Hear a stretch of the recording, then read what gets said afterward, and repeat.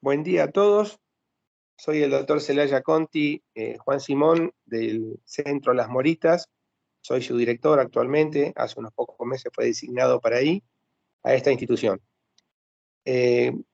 Por pedido de la Dirección General de Salud Mental y Adicciones, hicimos esta exposición con el enfermero Vilte, que trabaja junto con nosotros, para más o menos tratar de actualizarnos en este tema que es la urgencia en el consumo de sustancias activas, en el tratamiento de las sustancias psicoactivas. Por favor, la primera diapositiva.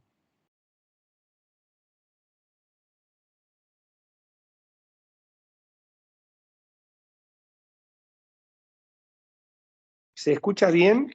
¿Todo bien? Sí, se escucha bien, doctor. Perfecto.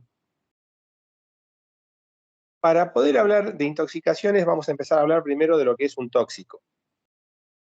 Un tóxico es cualquier sustancia que al entrar en contacto con el organismo produce a través de una reacción química un efecto perjudicial a nuestro organismo, un efecto no deseado, no buscado. La intoxicación es el conjunto de signos y síntomas derivados de la acción de este tóxico. Entonces ahí ya podemos hablar de paciente intoxicado. Y otro término para desarrollar es el antídoto, que es la sustancia que a través de diversos mecanismos impiden, mejoran o hacen desaparecer algunos signos y síntomas de la intoxicación.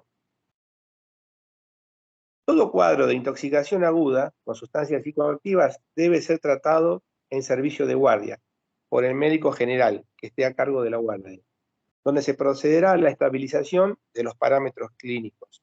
Este es un concepto que queremos dejar en claro en toda esta exposición. Toda intoxicación aguda, no importa el agente, debe ser tratado como tal en una guardia. Y para eso vamos a empezar a desglosar caso por caso. La siguiente, por favor.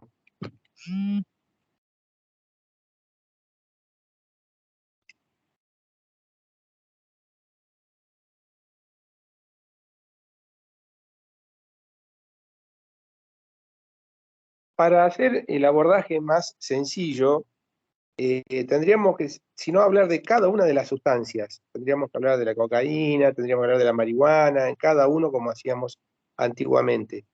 Actualmente, desde la toxicología, logramos o buscamos hacer una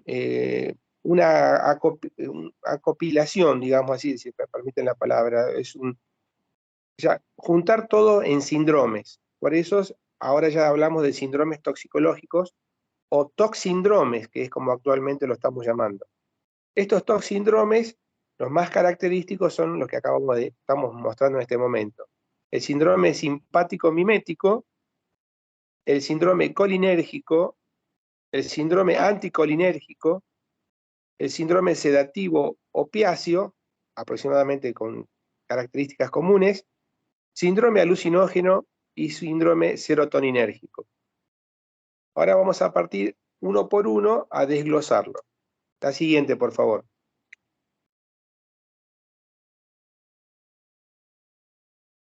Cuando hablamos de los síndromes simpático-miméticos, básicamente tenemos que entender que es una descarga de aminas biológicas, entendiendo por aminas la noradrenalina, ¿sí? La dopamina, son todas las aminas que normalmente nos excitan a nosotros en el organismo, que nos producen una euforia, un placer. Entonces, un síndrome simpático-mimético es toda aquella sustancia que produzca esto. Algunos simpáticos miméticos tienen otros efectos como los bloqueantes de canales de sodio voltaje dependiente, como los anestésicos, que sería el ejemplo de la cocaína. Siguiente, por favor.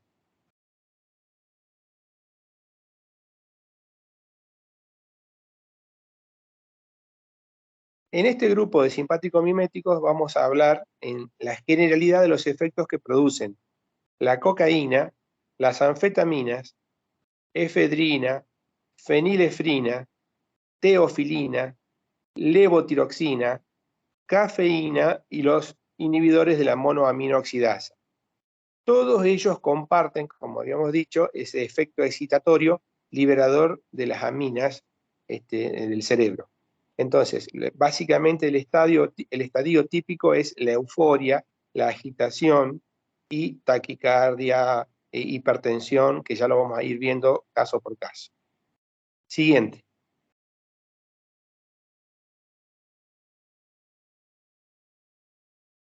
La clínica de un síndrome o toxíndrome simpático mimético, para que quede bien registrado en nuestra memoria, pasa fundamentalmente por midriasis, o sea, la dilatación de la pupila, la agitación psicomotora, a la que nos referíamos recién, hiperreflexia, todos nuestros reflejos aumentados, puede haber convulsiones, desde el punto de vista cardíaco, taquicardia, hipertensión, cardiopatía isquémica.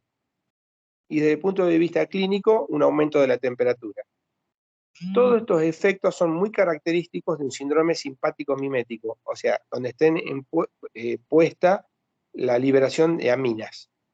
Entonces, en nuestra mente, todo aquel paciente que venga agitado, con midriasis clásica, puede haber una leve hipertensión, sí o sí esta taquicardia que mostramos acá, que es una taquicardia sinusal, por ejemplo, de 300, 200 latidos por minuto, pueden llegar a ser un síndrome simpático mimético por sus características. La siguiente, por favor.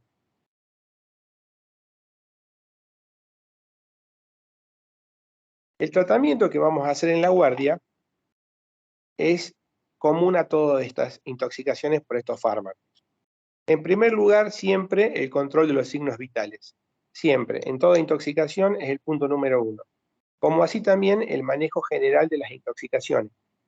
Y este título, como manejo general de las intoxicaciones, lo vamos a ver en todos los cuadros, con el ABC, que es la apertura de la vía aérea, la ventilación y la circulación.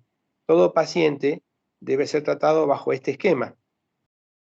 El manejo general de las intoxicaciones se repite en todos los cuadros y está dado por las medidas de urgencia, que es lo que acabamos de decir, el ABC, la evaluación diagnóstica general del paciente, la exploración física, destapando los sitios para explorar cortes, heridas, traumatismos, el tratamiento general de un cuadro de intoxicación, que es básicamente una vía endovenosa y la colocación de oxigenoterapia, el tratamiento específico de la intoxicación, que podría ser un lavado gástrico, la colocación de una sonda nasogástrica, colocación de carbón activado para inhibir el efecto de esta droga.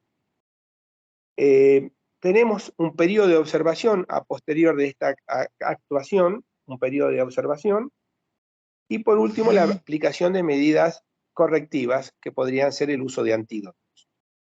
Entonces, cuando nosotros digamos manejo general de las intoxicaciones, el ABC, nos referimos a esto.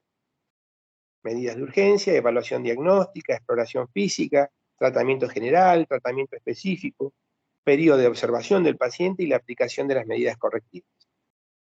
El síndrome simpático mimético no presenta antídoto como tal. No hay una sustancia que contrarreste el efecto de la intoxicación. Si tenemos taquicardia supraventricular, como la que vimos recién en el electro, podríamos usar drogas como el verapamilo o el diltiazem, que podría haber en un carro de paro seguramente. El verapamilo lo conocemos como isoptino y el diltiazem lo conocemos como acalix. Para las medidas de agitación y de euforia del paciente podemos usar las benzodiazepinas.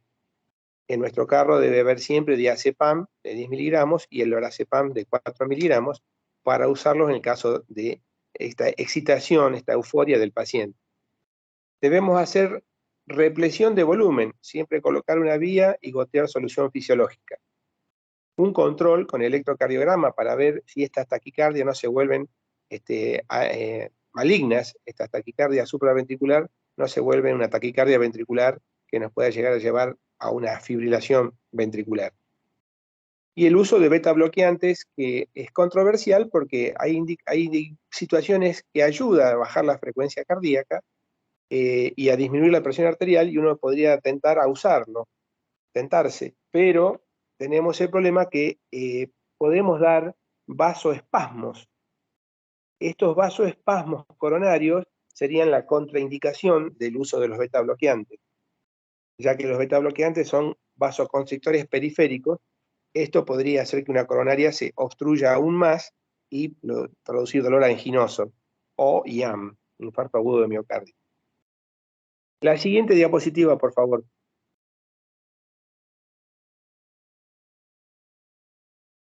Acá tenemos imágenes de un paciente en una guardia característica. Esto es un policlínico Ginés González García, paciente que llega excitado, eufórico, con trastornos por consumo de sustancias psicoactivas, en este caso la pasta base, que son derivados de cocaína, ¿sí? En mínima cantidad, pero cocaína al fin, que llega excitado, eufórico, taquicárdico, con midriasis. Bueno, se lo coloca en la guardia, en camilla, se le coloca una vía. Como tenía antecedentes de consumo de alcohol, pusimos B1, B6, Becocin es el nombre comercial, por eso ven el frasquito amarillo, para aprovechar el momento y desintoxicar también su glándula hepática por el nivel de alcohol que había consumido. Siempre ahí vemos al fondo el flow meter con la manguerita, había estado un ratito con oxígeno, hasta que se normalizó un poquito para evitar la excitación o un dolor de pecho, que es muy frecuente cuando hay una intoxicación por cocaína, el dolor precordial. Muchos consultan casualmente por dolor precordial en su primera visita y vienen muy asustados. Junto a la taquicardia y a la hipertensión se asocia el dolor precordial. Entonces el paciente que se pone en camilla, se coloca vía, oxígeno, se empieza un tratamiento, se usó en este caso, por eso ya lo vemos más tranquilo, se usó una benzodiazepina, lorazepam. La siguiente diapositiva.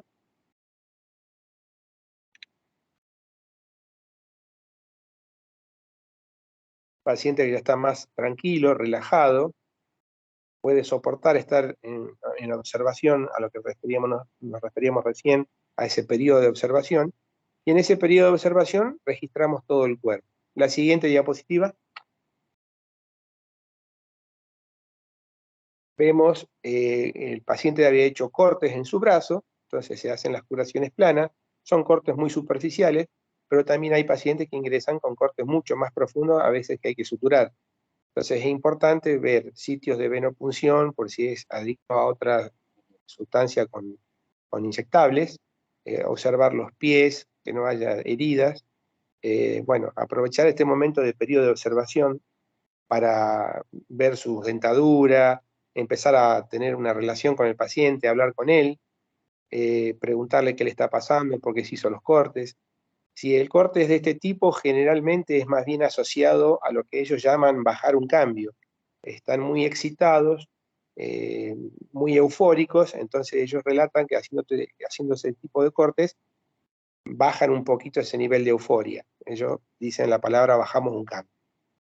Si el corte es más profundo, habría que investigarlo bien para ver y descartar que no sea un intento de suicidio, como muchas veces nos pasó, con heridas muy profundas. Siguiente diapositiva. Algunas cositas que podemos, en un síndrome simpático mimético, tener en cuenta, casi siempre asociado a cocaína en nuestro medio, por eso me refiero al PAC o a cocaína como de mayor consumo en la provincia de Tucumán. El consumo de cocaína, el consumo reciente, cuadriplica el riesgo de muerte súbita. Esto ya se lo estudió en España sobre 437 autopsias. Esto tiene relación directa con el vasoespasmo coronario, el aumento del consumo de oxígeno, la taquicardia, el aumento de la presión arterial. Entonces, el paciente potencialmente que consume cocaína es un paciente de alto riesgo para un evento o cardíaco o un stroke, o sea, el ACV, porque cualquier arteria puede estar comprometida frente a esta ingesta, a este consumo. En las 437 autopsias entre el 2003 y el 2009, dio que el número cuadriplicado de taponamiento cardíaco a nivel coronario. También aumenta el riesgo de trombosis, por lo mismo que hablamos recién, por agregación plaquetaria. Esto lo describe el científico Scientific Report en el 2014. Entonces, vasoespasmo y aumento de trombosis, lo cual es un cóctel mortal para las coronarias. Incrementa el dolor de pecho tras el consumo. Es casi inmediato. Nosotros en el INGINES tuvimos varios casos de pacientes de 35, 28 años que ingresaban solamente por dolor de pecho, un fuerte dolor de pecho, que no es correlativo con el electrocardiograma como síndrome coronario agudo. O sea, no hay elevación del ST, pero sí hay dolor anginoso. La combinación que hace el paciente que consume alcohol, cocaína con alcohol, es mucho más difícil de tratar porque produce el metabolito que es el cocaetileno. Este metabolito incrementa 5 veces el ingreso a la terapia intensiva, según estudios que hizo el Hospital Mount Sinai en Estados Unidos. Y nosotros vemos que en nuestro medio esta combinación es lo habitual. Se empieza tomando alcohol y después se termina consumiendo cocaína. O sea que todo dolor de pecho que llegue a la guardia, debemos preguntar, aparte del aliento alcohólico que puede tener el paciente, si no estuvo consumiendo cocaína o paco o pasta base asociado al consumo de alcohol. Debemos preguntarlo porque ya tenemos ahí una orientación a que hay un vasoespasmo coronario y capaz que tengamos que estar pensando en una derivación a unidad coronaria. El metabolito cocaetileno prolonga el segmento QT, el electro que nosotros hacemos de control, y esta prolongación del segmento QT nos puede llevar a una torsada de punta, o sea, una arritmia maligna, con fibrilación ventricular, ¿sí? Y parada cardíaca. Entonces, paciente que consume cocaína y asociado a alcohol, debemos tener un alto nivel de alerta para ver si hay que derivar o no a unidad coronaria. Siguiente, por favor.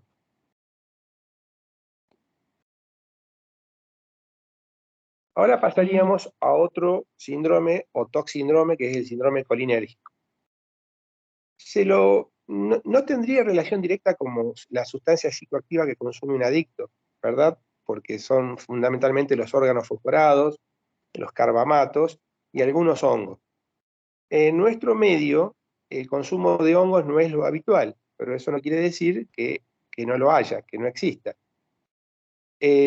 A su vez, cuando el paciente consume pasta base, lo que llamamos PACO, consume un montón de sustancias que no están clasificadas, que no están en conocimiento ni del mismo usuario ni del que la fabrica. Entre ellos sabemos el veneno para ratas, dipirona, un montón de sustancias que no están clasificadas y que con tal de estirar lo poco que tiene un papel de Paco, con tal de estirar, se pone cualquier polvo blanco que puedas encontrarse, hasta el polvo de los fluorescentes, que se raspa un fluorescente y ese polvillo blanco se le agrega a la pasta base. Por lo tanto, puede haber en un paciente que no nos imaginamos, puede haber un síndrome colinérgico encubierto. Y en el caso del consumo de hongos, ahí vemos una foto del psilocibe, que nosotros lo conocemos como cucumelo, sobre todo en la zona de Brasil, que es buscado ex profeso para el consumo y tener cuadros alucinógenos con el consumo de él, ¿verdad? Entonces, un síndrome colinérgico lo podemos tener dentro de la guardia de un paciente con consumo problemático como una cuestión secundaria, no buscada, pero sí presentar el cuadro. Siguiente, por favor. La clínica de un síndrome colinérgico va asociada al receptor en el receptor que actúe el acetilcolina. La acetilcolina es un neurotransmisor que tenemos en nuestro cerebro que se encarga de la sinapsis neuronal, ¿no? Junto con serotonina, con dopamina, con adrenalina, son neurotransmisores. La acetilcolina tiene receptores específicos, y dos receptores específicos son los muscarínicos y los receptores nicotínicos. Dependerá la cantidad de esta sustancia que haya, de acetilcolina, para que actúe en uno u otro receptor. Cuando el cuadro de intoxicación es leve, tiende a atacar los receptores muscarínicos. Y ahí tenemos la clínica del paciente. Es la clínica de la miosis, contrario a lo que vimos recién, a la midriasis del síndrome simpático mimético. Acá estamos hablando de miosis. Bradicardia, disminución de la frecuencia cardíaca. Hipotensión, aumento de la secreción de saliva, cialorrea. Transpiración, diaforesis. Y un dato que no es menor, la broncorrea, es el aumento de las secreciones a nivel traqueal, bronquial, que si nos descuidamos hace que el paciente se pueda llegar a broncoaspirar. Y todo esto asociado a vómitos y diarrea. En el caso de actuar la acetilcolina de este síndrome colinérgico, actuar en los receptores nicotínicos, tendremos al revés taquicardia, hipertensión, fasciculaciones en nuestra musculatura, debilidad muscular, confusión, depresión del sistema nervioso central. Es un tema muy difícil el tema del síndrome colinérgico, porque también puede venir disfrazado un paciente que dicen no estuvo consumiendo y en realidad estuvo en contacto con un órgano fosforado, que es lo que acabamos de mencionar recién, o los carbamatos, y venir intoxicado con ambas cosas. No hace muchos años me llegó a la sala de autopsia del centro de salud un paciente de 14 años que porque vino a abrazar a su abuelo que venía de fumigar el sembradío que tenía con un órgano fosforado, venía este abuelo con toda su mochila, con su máscara, con todo, el nieto lo va a recibir para sacarle los elementos de trabajo, lo abraza y con ese abrazo se contaminó con estos órganos fosforados, se empezó a sentir mal, con todos estos cuadros que miosis, bradicardia, cialorrea, y lo llevaron de urgencia a la guardia del centro de salud y apenas llegó falleció. Como era de causa desconocida, no se sospechaba, se hizo la autopsia, justo yo estaba participando en ese momento de la autopsia, y sacamos un bloc cardioneumónico, un pulmón absolutamente lleno de agua, con aproximadamente 4 o 5 litros de agua, o sea, un edema agudo de pulmón tremendo, no tuvo ninguna posibilidad este chico, murió ahogado en su propio líquido, en sus propios pulmones. Entonces, cuando el paciente consume y no sabe lo que consume, o en un momento del consumo ya no tiene registro de lo que se está consumiendo, todo puede venir asociado y por eso lo presento al síndrome colinérgico como algo a tener en cuenta en la guardia. Siguiente.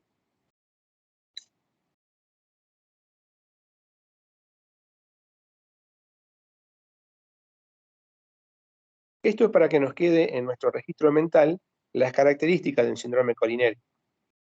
Lo que habíamos dicho, la pupila puntiforme, o sea, miosis, y la bradicardia. Una bradicardia sinusal, pero un paciente que está registrando 50 aproximadamente, 45-50 latidos por minuto. Esta tiene que ser nuestro registro mental de un síndrome colinérgico. La siguiente.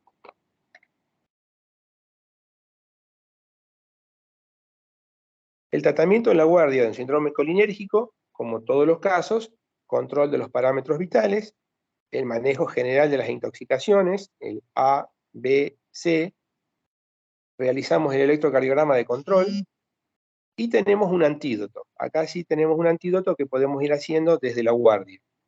Hacemos la ampollita de atropina, que tiene 1 miligramo, la hacemos endovenosa por la vía que ahí la colocamos, y podemos repetirla cada 15 o 20 minutos para buscar la atropinización del paciente.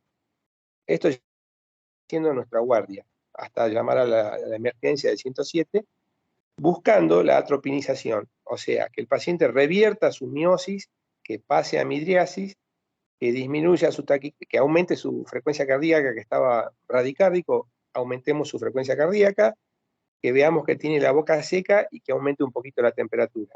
Esos son los signos de la atropinización. Entonces, hasta que llega el 107, nosotros ya vamos haciendo la atropina endovenosa en bolo para revertir el cuadro de intoxicación por órgano fosforado en este caso, o por hongos. También tenemos ya antídotos específicos como la pralidoxima, pero eso ya más de una unidad de terapia intensiva. Y en caso de que hubiese agitación o euforia por parte del paciente, podemos usar tranquilamente el diazepam o el lorazepam para tranquilizar. Perfecto. Siguiente diapositiva.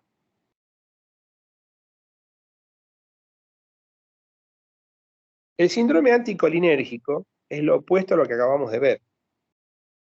Acá tenemos que hablar de drogas y de plantas que de uso frecuente o de envenenamiento frecuente casual.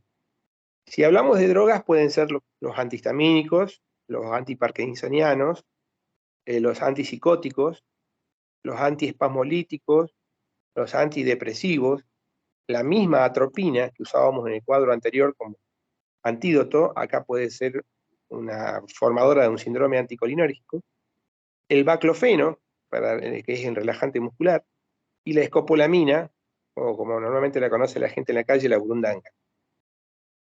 En cuanto a las plantas, hay plantas que tenemos en nuestro medio y hay plantas que no. Por ejemplo, la mandrágora, que es muy española, el beleño, que nosotros le llamamos la planta de la buscapina, la raíz verdana, el estramonio, que ya vamos a ver fotos. El estramonio es conocida en nuestro medio, se llama hierba revienta vacas o hierba hedionda, hediondilla también le dicen, higuera loca, hierba del infierno. Ya lo vamos a ver y explicar la importancia de conocer algunas de estas plantas.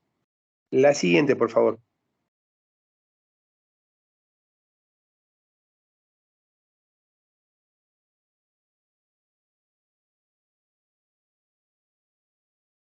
Acá tengo unas fotos de estas plantas. La primera que vemos es la tropa belladona, la que tiene la baya, esa bolita.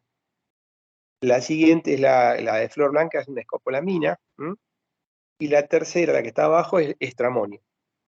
Si ustedes ven la segunda, que es la escopolamina, acá nosotros lo tenemos, lo conocen en la zona de Yerbabuena, del Corte, como clarín de guerra. Son esas escopetitas, esas cornetitas, perdón, esas cornetitas largas, y es muy frecuente que los niños jugando corten esta flor y la aspiren, por lo cual se están intoxicando con escopolamina, que es la que nos da un síndrome anticolinérgico. Entonces, tanto la planta de la iosina como la escopolamina o el estramonio, que es la que está abajo, nos pueden dar un síndrome anticolinérgico con sus características específicas, que son también sustancias psicoactivas que actúan a nivel de la acetilcolina, produciendo síndrome, en este caso, un toxíndrome anticolinérgico. La siguiente.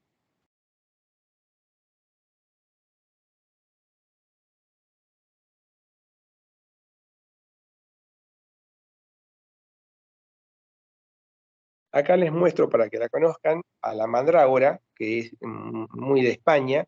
Tiene la característica de tener en su raíz, vean la forma, parece un muñequito, un bebé, es una raíz. Tenemos las hojas lisas, grandes, por encima de la tierra y debajo está la planta. Por tener esta forma, es muy buscada, se la recolecta y los niños juegan con ella pensando que es un muñequito. Y ahí vienen los casos de intoxicación accidental. La siguiente, por favor. Cuando querramos describir un síndrome anticolinérgico, en nuestra mente tiene que figurar esta frase que les pongo para que la recordemos. Caliente como el infierno, ciego como un murciélago, por la midriasis, seco como un hueso, rojo como remolacha y loco como una cabra. Esta frase es, así viene el paciente. Viene caliente en su piel, seco, la piel bien seca, tirante, con la midriasis no ve bien, rojo en sus cachetes, en su cuello, y bien excitado o agitado psicomotriz. La siguiente. La clínica de este paciente, con un síndrome anticolinérgico, está dada por la midriasis, la taquicardia, la hipertermia, que habíamos dicho, la piel caliente, el delirio, la sequedad mucosa, el hilio paralítico intestinal, retención urinaria, convulsiones y coma. La siguiente.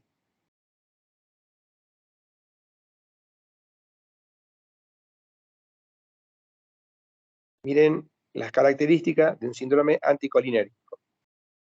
La midriasis, de 8 milímetros, 6 milímetros, una taquicardia, sinusal en este caso, la piel roja, en este acá vemos un niño que consume una sustancia y queda rojo, bien rojo la piel, los cachetes, muy característicos, son sustancias psicoactivas que actúan a nivel cerebral a través de la acetilcolina. Siguiente, por favor.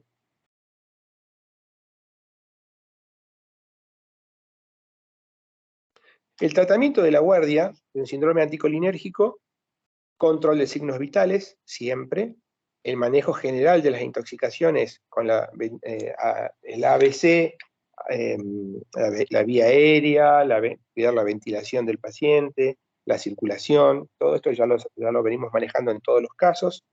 Tenemos que realizar un electrocardiograma y, si es posible, dejarlo monitoreado al paciente en forma permanente por esa taquicardia, para que no migre a taquicardia maligna o arritmias malignas. El antídoto que tiene este paciente es la fisostigmina. Si bien es cierto que es un cuadro más bien para terapia intensiva, nosotros por lo menos que sepamos que el antídoto en nuestro medio se llama el neostigmin. La fisostigmina, el nombre comercial es el neostigmin. Que haríamos una ampolla endovenosa de 1 a 2 miligramos cada 2 o 5 minutos para inhibir esta gran cantidad de acetilcolinesterasa que está en nuestro medio, en nuestro cuerpo, en nuestro cerebro. Iríamos disminuyendo su efecto. Entonces, repetimos los controles, vemos los síntomas o la aparición de los efectos secundarios como bradicardia, hipotensión y convulsiones. Es importante tenerlo en cuenta, si bien es cierto que no va a estar en nuestro carro de paro la fisostigmina, pero por lo menos los 3 primeros casos, los 3 primeros puntos. El control de los signos vitales, el manejo de la intoxicación en sí, con la apertura de la vía aérea, el mantenimiento de la frecuencia cardíaca, y el control con electro y monitoreo. Por lo menos hasta ahí, en la guardia tenemos que hacer hasta que llegue 107 y podamos derivar. Siguiente, por favor. Otro síndrome que tenemos, o toxíndrome, es el toxíndrome opiáceo, de los cuales la droga más importante de este cuadro es la morfina. Tenemos en nuestro medio alguno que otro paciente con opioides, que sería nubaína de uso frecuente como inyectable, ¿no? No morfina sí, salvo personal que tenga relación con la salud, de los cuales hubo muchos médicos y enfermeros detenidos por consumo de morfina, pero es más bien ligado al medio hospitalario. En el medio, digamos, de consumo masivo es la nubaína, que es un derivado de la morfina, un derivado sintético, que lo usan en forma inyectable. Hay algunas farmacias en nuestro medio que venden nubaína sin receta, y eso hace que los chicos tengan acceso fácilmente a una o dos ampollas de nubaína cuando salen a comprar. Otras drogas que se usan están en este síndrome es la heroína, la codeína, el tramadol, el fentanilo, que hace poco tuvimos un caso de fentanilo, de consumo de fentanilo en Buenos Aires. ¿Se acuerdan que estaba la cocaína adulterada y empezó a dar cuadros de intoxicación aguda a muchos chicos? Creo que hubo hasta un fallecido, o 1 o 2 fallecidos. El dextromorfano también pertenece a este grupo. Ahí pongo un jarabe para la tos, que es tan frecuente recetar un jarabe para la tos, y el dextromorfano es uno de ellos. Entonces, en consumo por intoxicación accidental también hay que tenerlo en cuenta en los niños. La siguiente, por favor.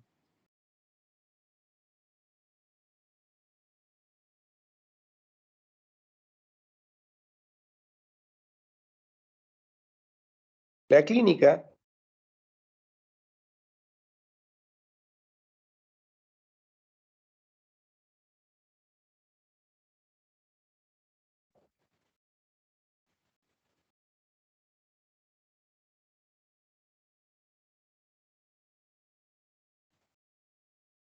de la miosis y la depresión respiratoria.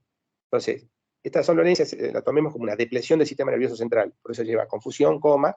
La miosis, que es característica de un síndrome opioide, es lo más importante, uno ve un puntito de la pupila y ya está pensando en un síndrome opioide.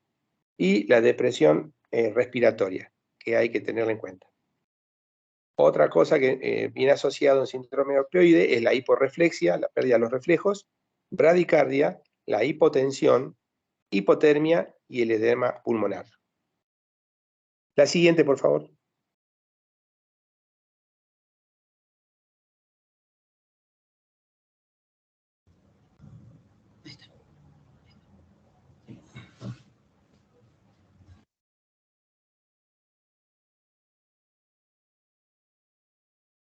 Siguiente puede ser.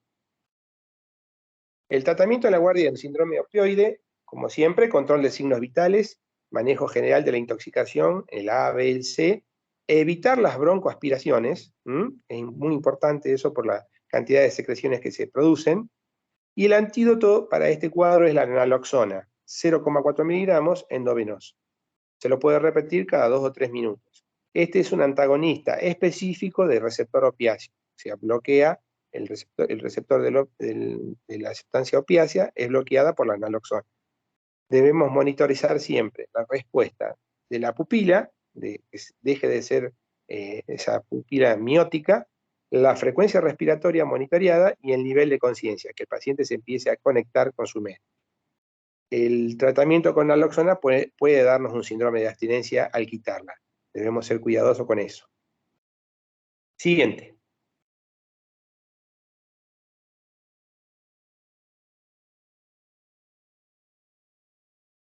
Ahora vamos a ver el síndrome hipnótico sedativo, que también es otro de los que se puede presentar en la guardia, en las policlínicas, por el uso del clonazepam, que es tan frecuente en nuestro medio.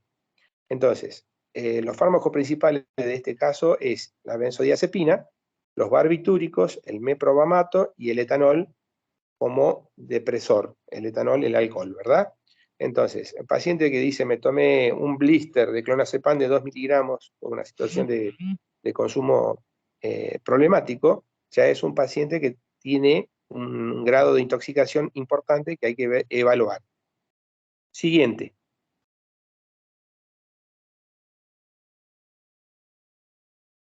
La clínica de este síndrome hipnótico sedativo es la somnolencia fundamentalmente, el paciente está estuporoso, no entiende bien, tiende a dormirse, y el problema es que puede llegar al coma. Está con ataxia, esa dificultad para caminar, no puede mantenerse bien, caminar bien, hiporreflexia, pérdida de los reflejos, empieza la bradipnea, cada vez más lenta su respiración, la depresión respiratoria, que es lo que tenemos que temer, la hipotensión, y en algunos casos sí, otros casos no es característico, una miosis. Siguiente, por favor.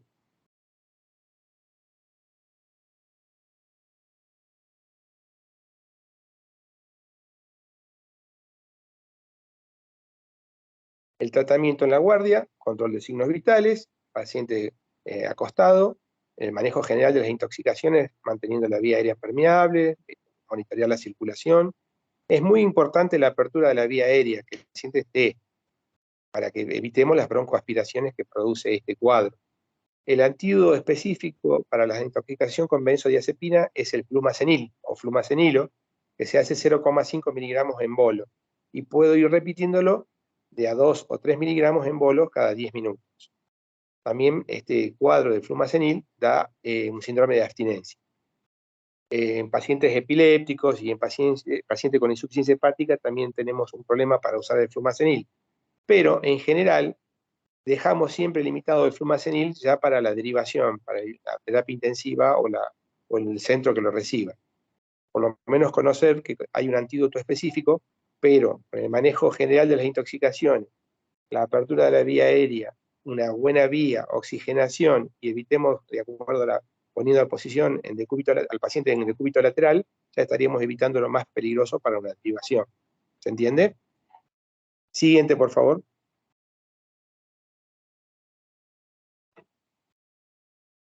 El clásico vendedor de cosas viejas que siempre aparece. Por último, el síndrome alucinógeno. En este síndrome alucinógeno, los principales fármacos que vamos a tratar son los que ya vinimos viendo que se repiten. Son los anticolinérgicos, el LSD, la dietilamida del ácido lisérgico, las anfetaminas, cocaína, el baclofeno, los inhibidores selectivos de la recaptación de serotonina y algunos anestésicos como la ketamina y la fenilciclidina.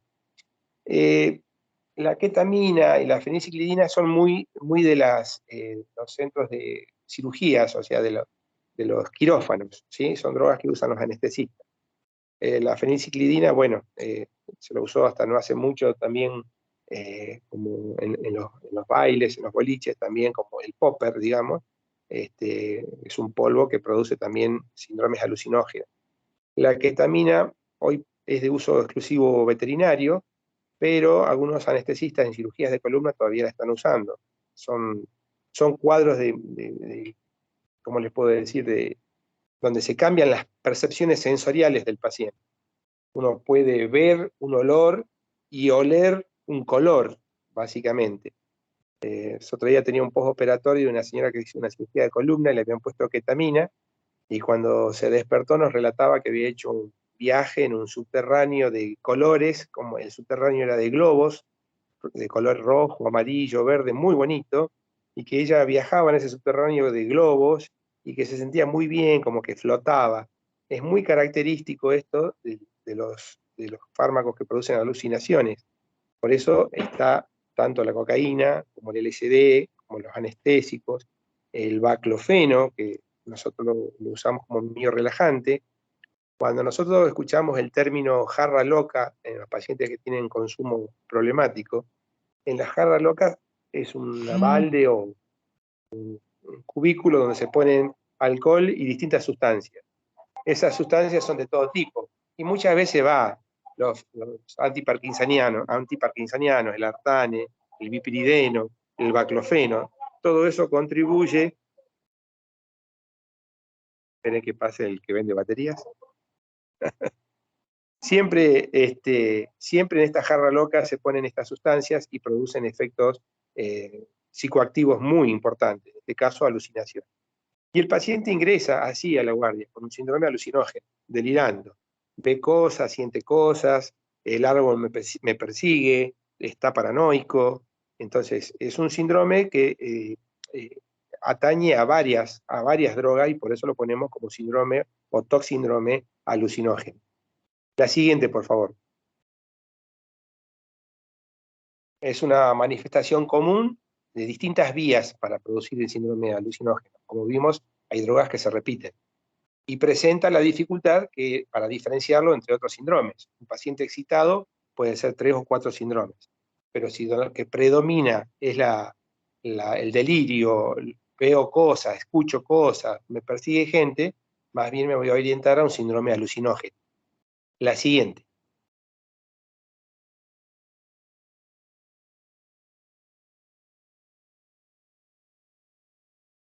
La clínica de estos cuadros son las alteraciones psiquiátricas en primer lugar.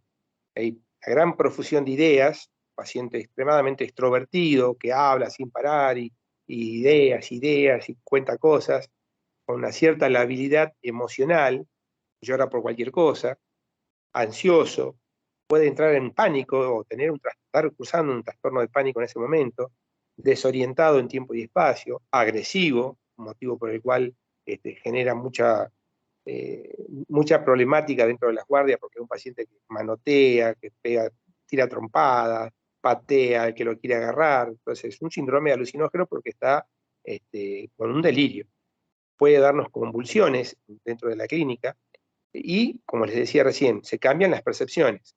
Hay alucinaciones visuales, sinestesias, sienten arañas que le caminan por la piel, sienten tela de arañas que se le enriedan en la cara, y todo esto con una hiperreactividad simpática, con aumento de la hipertensión, o sea, aumento de la presión arterial, dando hipertensión y taquicardia. La siguiente, por favor.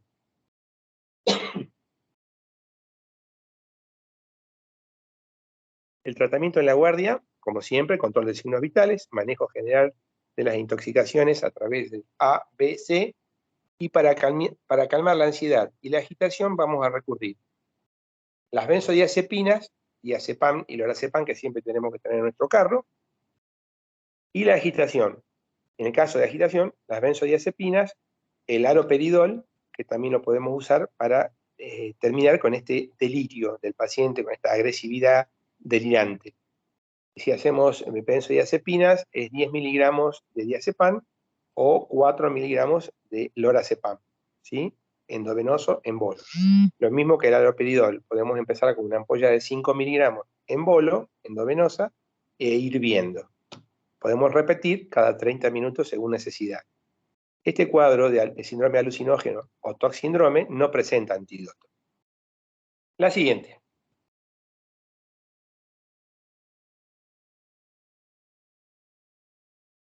Por último, el síndrome serotoninérgico, que se da por el consumo de sustancias como cocaína, L-Dopa en el tratamiento de los parkinsonianos, tramadol, grupopión, mescalina, anfetaminas, antidepresivos, el mismo LSD, litio y bromocriptina. Siguiente. Recordemos que la serotonina es otro neurotransmisor, que es la 5-hidroxitriptamina. Siguiente, por favor. La clínica de un síndrome serotoninérgico, si afecta al sistema nervioso central, vamos a tener un paciente con agitación, confusión, puede estar con mutismo, o sea, no decir una palabra, coma, alucinaciones, delirio, convulsiones y midriasis. Si hay una afectación autonómica, vamos a ver salivación, sudoración, lagrimeo, un dolor abdominal, diarrea e hipertermia. Y si hay alteración neuromuscular, mioclonías, incoordinación para caminar, rigidez y temblor. Siguiente.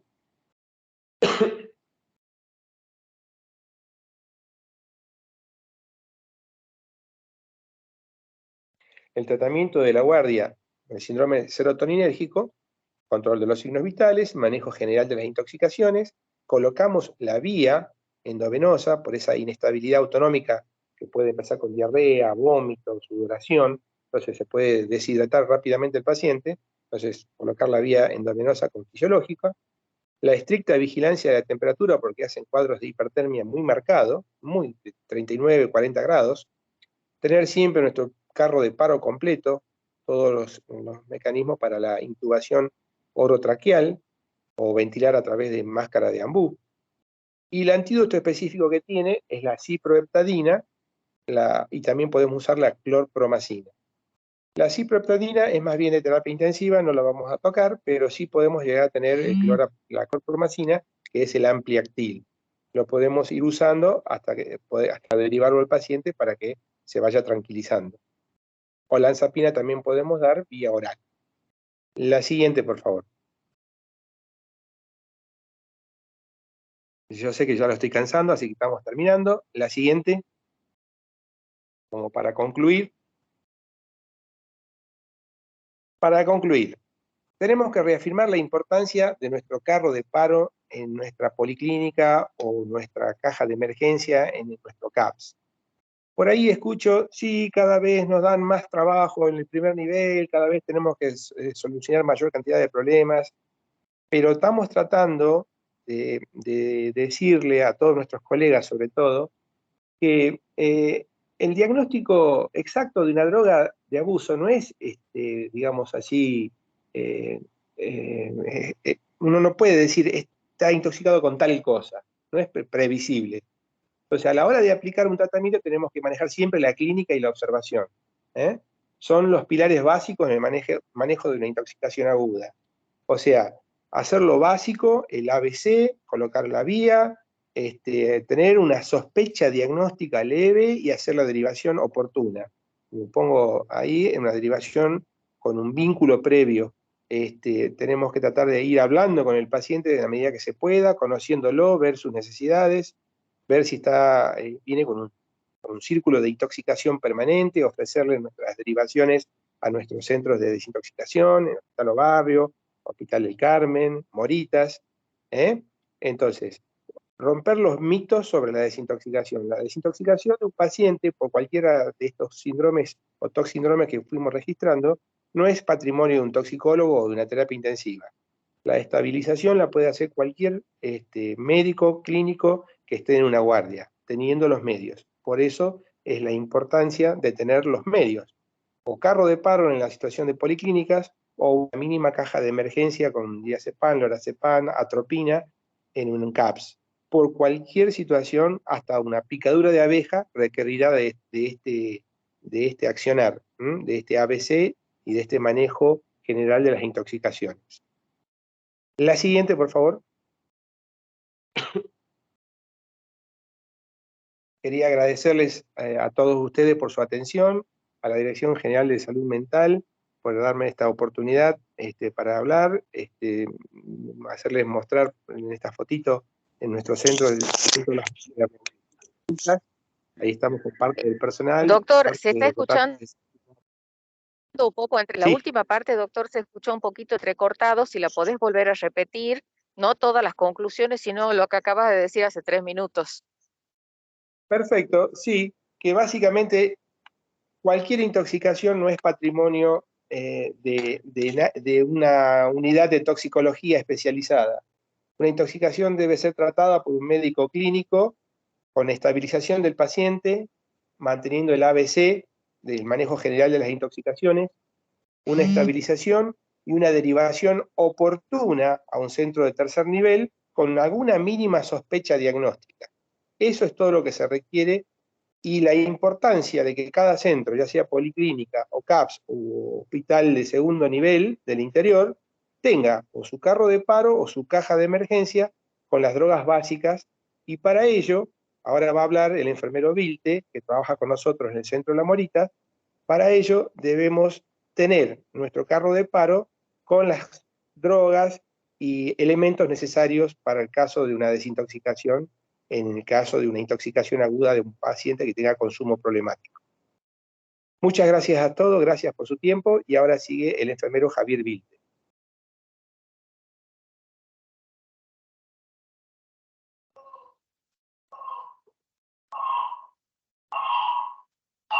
Buenos días.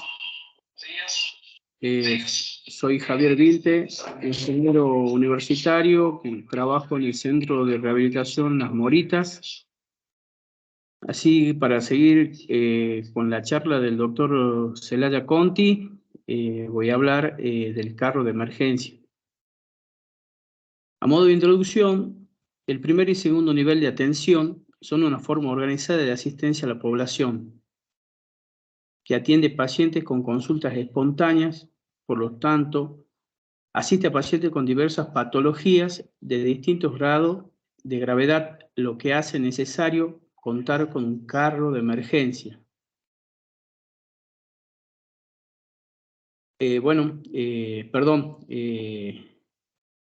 Seguimos con la siguiente diapositiva, que sería la introducción. Como le iba diciendo, el primer y segundo nivel de atención son una forma organizada de asistencia a la población que atienden pacientes con consultas espontáneas.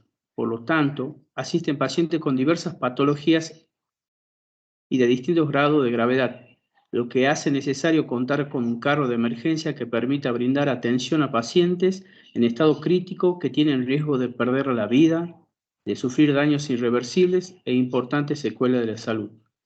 Por esta razón, el carro de emergencia cuenta con todos los insumos, fármacos y equipamientos que permitan efectuar maniobras de soporte vital, favoreciendo la rápida estabilización del paciente.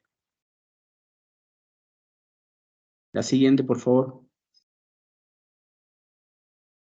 Como objetivo del carro de emergencia, debemos brindar asistencia oportuna a cualquier urgencia o emergencia que presente en el servicio, independientemente sea el nivel de atención. Es realizar un diagnóstico probable del motivo que causó la descompensación del paciente. Estabilizar y derivar al paciente a un lugar de mayor complejidad de manera rápida y segura. Y debe estar al alcance de todos los CAPS y policlínicas que dispongan de guardias las 24 horas. Siguiente.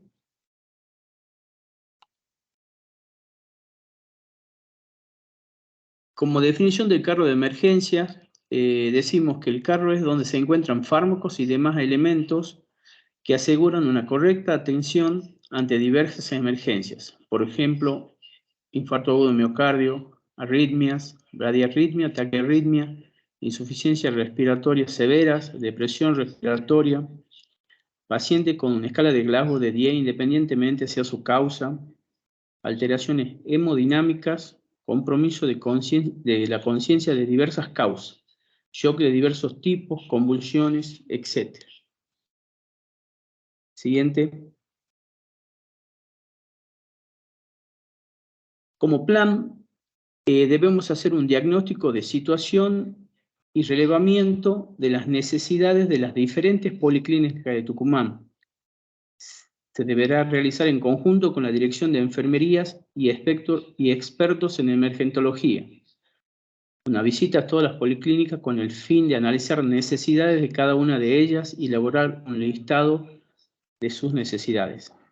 capacitación para el uso de fármacos y diferentes dispositivos que tiene el carro. El armado del carro de emergencia estará basado en la bibliografía disponible y actualizada. Siguiente. El carro de emergencia estará compuesto por 5 cajones. En el primer cajón, los medicamentos que se utilizan para las urgencias y emergencias, ordenados en compartimentos con etiquetas claras, uno para cada droga. Y acá un listado de algunas drogas en ampollas, adrenalina, miodarona, atropina, dipirona, fenitoína, gluconato de calcio, también lidocaína, sinepinefrina, lorazepam, alopidol, gota de salbutamol, gota de ipratropio, de budesonide, glucosado hipertónico, difenidramina, diazepam, dexametasona, midazolam, potasio, sulfato de magnesio. Son las drogas que puede haber algunas más o otras menos. En el segundo cajón tenemos materiales descartables como las agujas en sus diferentes calibres, 15.8, 25.8, 40.8, 50.8, cánulas de mayo, cánulas para aspirar, guantes estériles, guantes descartables, tela adhesiva, tubos endotraqueales, tubos en T. Siguiente.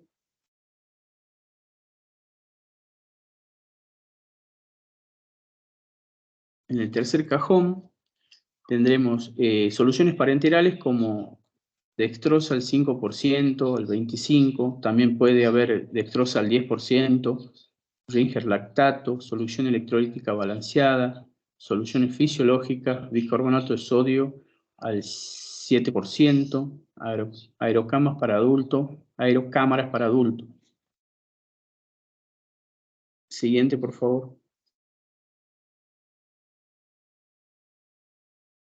En el cuarto cajón, jeringas de 10, de 20, de 60 centímetros de tuberculina, perfum número 1, perfum número 2, máscara de reservorio, máscara para nebulizar, sonda Foley en sus diferentes calibres, sondas para aspirar K32.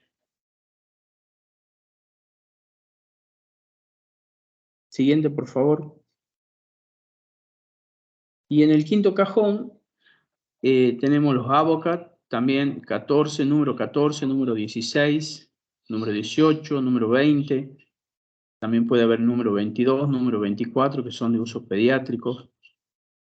Debe contar con un ambú pediátrico, un ambú adulto completo, estetoscopio y el laringoscopio. Siguiente, por favor. La ubicación del carro es muy importante, ya que debe estar en un lugar fácilmente accesible, sin nada que obstruya o dificulte su desplazamiento. Y es muy importante que la ubicación del carro sea de conocimiento de todo el personal del sector. La seguridad del carro. La medicación contenida en el carro estará asegurada con algún dispositivo que facilite su rápida y fácil apertura, pero que al mismo tiempo garantice que la medicación solo se utilice en el momento de la emergencia, por ejemplo, que esté con un precinto. Cada vez que se use debe quedar asentado en el libro del control de carro. Este control de carro debe ser realizado por todos los enfermeros de cada lugar. Se deben observar en la gaveta de medicación si las ampollas están vencidas, si hay faltantes, y de ser así deben ser reponerlas. Constatar que la medicación se halla en cada compartimento correspondiente y no mezclada entre sí. De lo contrario, ubicar las ampollas donde corresponde teniendo en cuenta el cartel que indica la medicación de cada compartimento. Controlar la gaveta del material para acceso venoso, buscando vencimientos y faltantes. Corroborar que se halle todo el material utilizado para el mantenimiento y restablecimiento de las vías aéreas, laringoscopios. Restituir los faltantes si es necesario. es importante verificar el encendido del laringoscopio y su funcionalidad en todas sus ramas. Si enciende la luz, observa que tenga las baterías, que estén colocadas correctamente, y si no prende la luz, cambiar las baterías. Tener preparado y bien a la vista todo el material para la intubación endotraqueal. Laringoscopio armado, tubos endotraqueales, jeringa, mandril, cinta adhesiva, lidocaína en gel y guantes. Y tener presente que el ambú debe estar completo y armado y listo para ser usado. La frecuencia del control del carro debe realizarse en cada guardia y luego de cada uso. Se debe registrar en un libro de actas el control realizado, especificar los faltantes y el material repuesto, el nombre y apellido del responsable de quien realizó la tarea. Bueno, esto es lo que preparamos con el doctor sobre el carro de emergencia. Le agradezco mucho por la participación que nos dio y muchas gracias. Bueno, muchas Muy bien. gracias. Muchas gracias a ambos, al doctor Celaya Conti y al licenciado Vilte. Muchísimas gracias a Javier por estar hoy con nosotros. Bueno, voy a saludarlos porque recién me estoy incorporando al módulo. Mi nombre es Marcela Lemetre, estoy a cargo del Departamento de Prevención y Promoción de la Dirección General de Salud Mental y estoy a cargo de la coordinación del curso. Así que bueno, les traigo el saludo del doctor Ziegler a todos, que no ha podido estar aquí, obviamente por las actividades que tiene desde la dirección.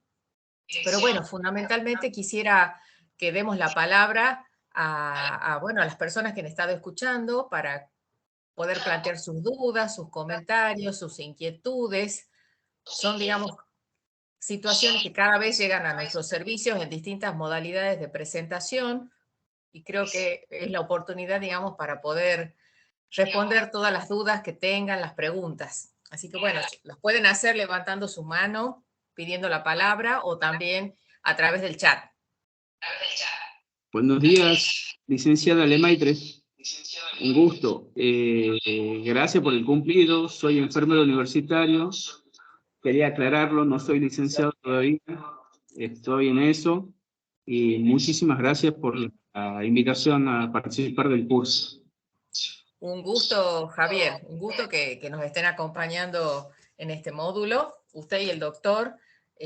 Más allá, creo, de los grados que uno va adquiriendo en la carrera, que son importantes, también es muy importante el compromiso, ¿no?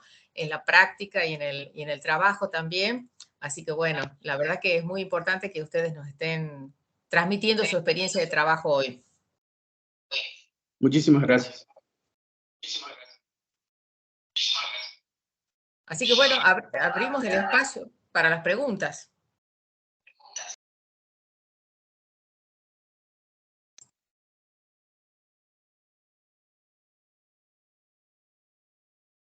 Creo, para acotar, esto queda grabado como material de consulta permanente, ¿verdad, licenciada?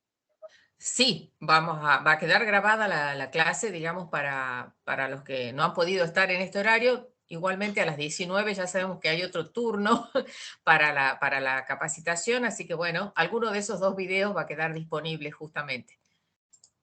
Hay una mano levantada de Raúl Aníbal.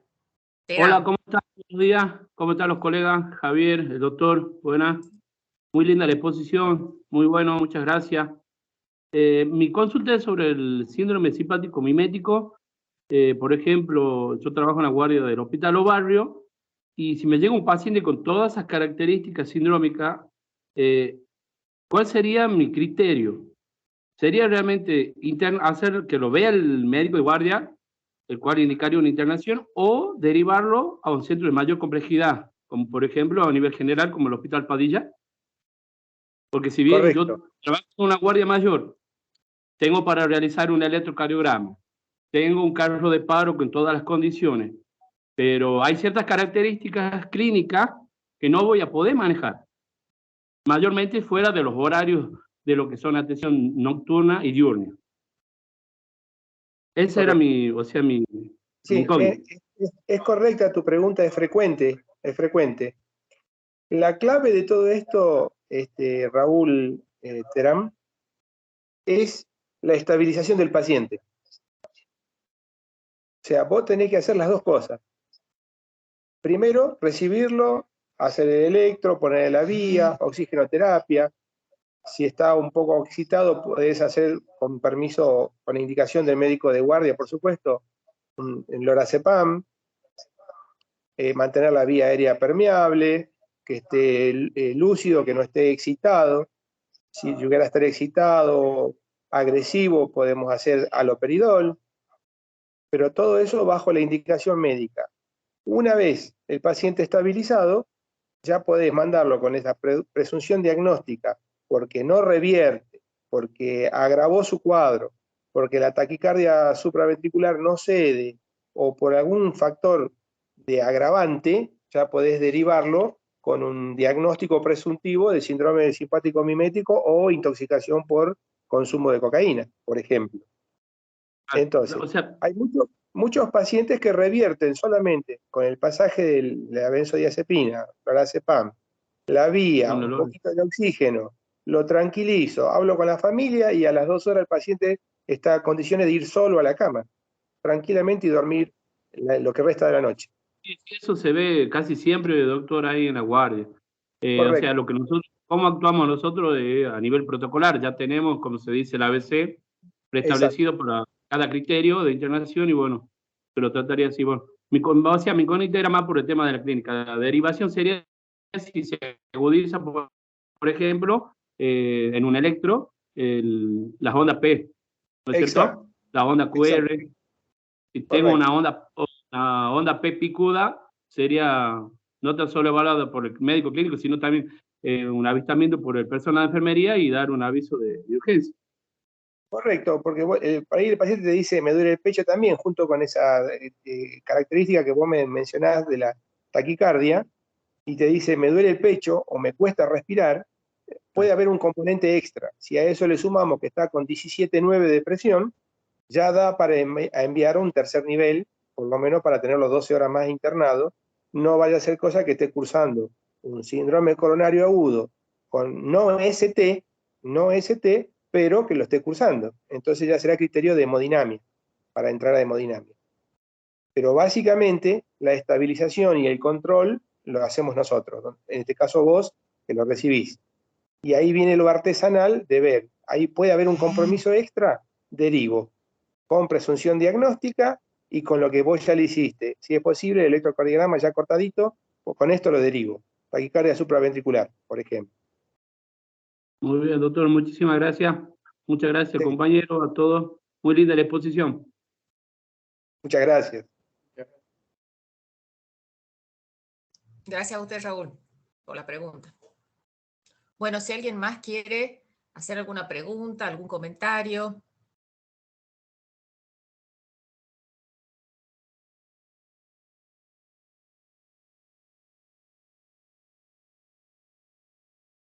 Lo veo al licenciado Jerónimo, ¿puede ser? Sí, el licenciado Jerónimo está ahí con la mano levantada, le damos la palabra. Sir Jerónimo. ¿Qué tal? Hola, buen día. Buen día. Yo solamente agradecer la convocatoria y, bueno, felicitar al doctor Celaya Conti y al licenciado Vilte por la exposición. La verdad que ha sido muy claro y denota, bueno, un compromiso también con el trabajo que vienen realizando hace muchos años. Así que, bueno, agradecemos por la iniciativa y por todo, bueno, los contenidos vertidos en el curso. Muchísimas gracias, licenciado. Muchas gracias, Jerónimo. Muchísimas gracias.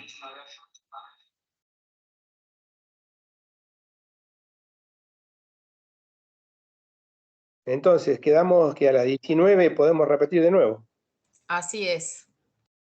Sí, a mí me gustaría un comentario de ambos, en realidad, en relación al tema de lo que tiene que ver con las dificultades que a veces tienen los pacientes con permanecer en algunos dispositivos de atención. y cómo eso a veces, digamos, impacta también en en los equipos tratantes, cuando a veces los pacientes van varias veces a los mismos dispositivos o aparece este fenómeno de la puerta giratoria en las guardias, ¿no? Son pacientes que ya en general los conocemos, que van por los CAPS, que van por el Hospital Obarrio, que van a veces por las Moritas, ¿no? Bueno, me gustaría una reflexión en relación a eso y bueno, que ustedes puedan hacer como equipo de tratamiento específico, ¿no? Sí, es cierto, licenciada. El concepto calecita existe en todos los niveles. Muchas veces se prejuzga, ahí viene este paciente, siempre viene por lo mismo, viene que le hagamos esto, está un rato y después se va, y mañana vuelve de nuevo, en fin. Lo que nosotros estamos tratando de brindar es una puerta de acceso, una puerta de entrada, de ampliar la accesibilidad del paciente, que el paciente consulte como una cuestión de salud, y a la vez, yo en conclusión los puse, a la vez vincularlo a este paciente. No es hacerle una vía, poner un diazepam y vaya a la casa y chao, listo, pasé mi guardia. La idea es producir un mayor efecto en la psique del paciente, en lograr un vínculo, lograr redireccionarlo. Estás haciendo algún tratamiento, te interesa dejar, mirá, tengo un contacto para la psicóloga para mañana, te hago un turno programado para que la vengamos a ver. ¿Te gustaría ver cómo está tu tema de la dentición? Veo que tenés muchas piezas cariadas. Acá tenemos una odontóloga.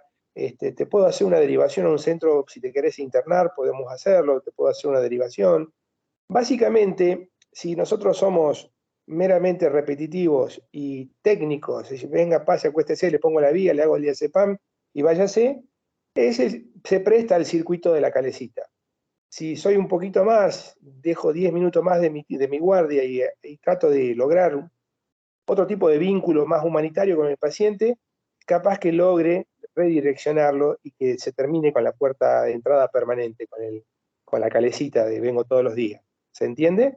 Entonces es vital que así entendemos que las guardias están abarrotadas, que el COVID nos volvió loco a todos, que no hay tiempo para nada, pero trabajando en equipo, muchas veces el médico, con solo mirarlo al paciente, con solo verlo a Javier, ponerle una vía y andar haciendo esto, ya Javier se puede hacer cargo y me va comentando todo mientras yo sigo atendiendo otra cosa, ya me va comentando cómo está el paciente, y cómo están sus parámetros, y ya estamos desintoxicando, y ya viene otra persona y habla.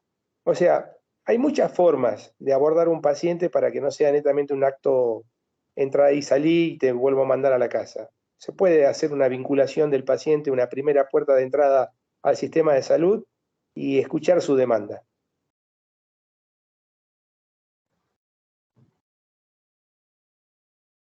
Bien, muchas gracias, doctor. De eso se trata, de ampliar justamente la accesibilidad, independientemente de las veces que el paciente nos consulte y de las necesidades que tenga en cada llegada al sistema, ¿no? Las investigaciones en el tema que se han hecho en Argentina en relación a los tratamientos, a la evaluación de los tratamientos, muestran justamente eso, ¿no? Cómo los pacientes, cada vez que tienen un contacto con el sistema de salud, van, digamos, acercándose cada vez más a poder hacer periodos de tratamientos más continuos y poder, digamos, quedarse en el tema de los tratamientos, ¿no?